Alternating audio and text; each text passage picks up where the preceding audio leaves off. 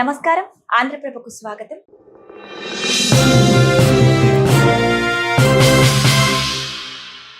అయితే చాలా మంది యువకులు గవర్నమెంట్ జాబ్ రావాలని ఎంతో ట్రై చేస్తూ ఉంటారు. ఎగ్జామ్స్ రాస్తూ ఉంటారు. ఎగ్జామ్స్ లో పాస్ అవుతారు. అయినా కూడా ఉద్యోగం రాని వాళ్ళు చాలా మంది ఉన్నారు. కొంచెం దగ్గర వరకు వెళ్ళి కూడా మార్క్స్ తక్కువగా ఉన్నాయని రిజెక్ట్ అయిన వాళ్ళు కూడా చాలా మంది ఉంటారు. సో దీనికి పరిష్కారం ఓం శ్రీ శివశక్తి జ్యోతిష్యాలయం సీతారామరాజు గురువు గారు చెప్తానంటున్నారు. సో గురువు గారిని అడిగి తెలుసుకుందాం. నమస్కారం గురుగారు. ఓం నమ శివాయ. పరమేశ్వర కృపా కటాక్ష సిద్ధిరస్తు. సర్వే జనా సుఖినో భవంతు. అయితే గురుగారు చాలా మంది ఇప్పుడు యువకులు గవర్నమెంట్ జాబ్ రావాలని చెప్పి ఎన్నో ఎగ్జామ్స్ రాస్తుంటారు. చాలా కష్టపడి చదువుతూ ఉంటారు. అయినా కూడా వారు కొంతమందికి అయితే అసలు ఎలిజిబులే అవ్వరు. కొంతమంది అక్కడి వరకు వెళ్ళి లాస్ట్ మార్క్స్ వరకు వెళ్ళి ఆ మార్క్స్ లో ఒక 2 తక్కువ వచ్చినా కూడా రిజెక్ట్ అవుతూ ఉంటారు. సో అలాంటి వారికి మీరు ఎలాంటి పరిష్కారం చూపిస్తారు? వాస్తవానికైతే తల్లి, ఇప్పుడు ఉండవలసిన యువకులలో ముఖ్యమైన పోరాటం బ్రతుకు తెరువు ఉద్యోగం. ఈ ఉద్యోగ రీత్యా అనేది మనిషి ఎంత కష్టపడి చదువుకున్నా, చిన్న వయసు నుంచి కష్టపడి చదువుకొని తీరా ఒక వయసు వచ్చే వరకు వాళ్ళకంటూ ఒక ఉద్యోగం, ఒక జీవిత పోరాటంలో సాధించావన్న గర్వం వాళ్ళకు రావాలి అని అంటే ఖచ్చితంగా ఉద్యోగాన్ని సాధించాలి. కానీ ఇలాంటి ఉద్యోగ రీత్యా వాళ్ళు సాధించాలని ఎంత పోరాట చేసినా కొంతమందికి దక్కకోకుండా నిరాశ పడుతూ, నీరసపోతూ మనసులు చాలా వరకు చాలా రకాలుగా బాధపడుతూ ఉంటారు అన్నమాట.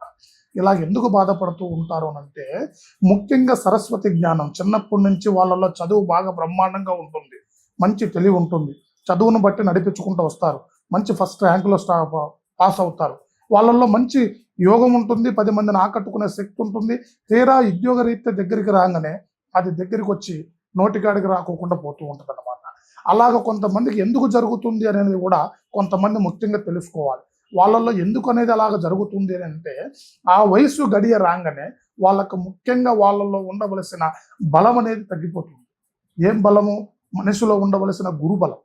ఆ గురుబలము తగ్గిపోయి సూర్య తేజస్సు అనేది మనిషిలో ఉండవలసిన సూర్య తేజస్సు బలము తగ్గి వాళ్ళు తీరా అవకాశం వచ్చే కాడికి రాగానే సాధించుకోకుండా అయిపోతూ ఉంటుంది.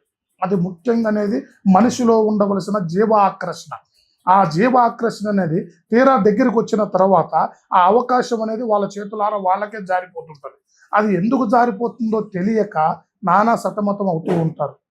వాళ్ళు ముఖ్యంగా వాళ్ళు తెలుసుకోవాల్సిన విషయం ఏంటంటే ఇంతవరకు పోరాటం చేసిన దాన్ని బట్టి వాళ్ళ జాతక రీత్యలో ఉండవలసిన కొన్ని విశేషాలు, వాళ్ళ జాతక కుండలిలో ఉండవలసిన కొన్ని పరిశీలనలు, వాళ్ళకు ఉండవలసిన చెడు ప్రభావితమైన సమస్యలు ఏమన్నా ఉన్నాయా, ఎవరి నుంచన్నా చెడు ప్రభావమైన సమస్య కలుగుతుందా, లేదా కొన్ని గ్రహాల వల్ల ఏమైనా ఇబ్బంది జరుగుతుందా, చెడు ప్రభావాలు ఏమన్నా అతన్ని ఇబ్బంది పెడుతూ ఉన్నాయా, ఆ గ్రహాల వల్ల అతనికి జాబు రాకోకుండా దూరం అయిపోతూ ఉందా, అతనికి అవకాశం వాళ్ళ కుటుంబంలో సంబంధించిన ఏమన్నా చెడు ప్రభావితమైన సమస్యలు పూర్వీకం నుంచి ఏమన్నా ఇబ్బందులు జరుగుతూ ఉన్నాయా అనేది ముఖ్యంగా వాళ్ళు తెలుసుకోవాలి.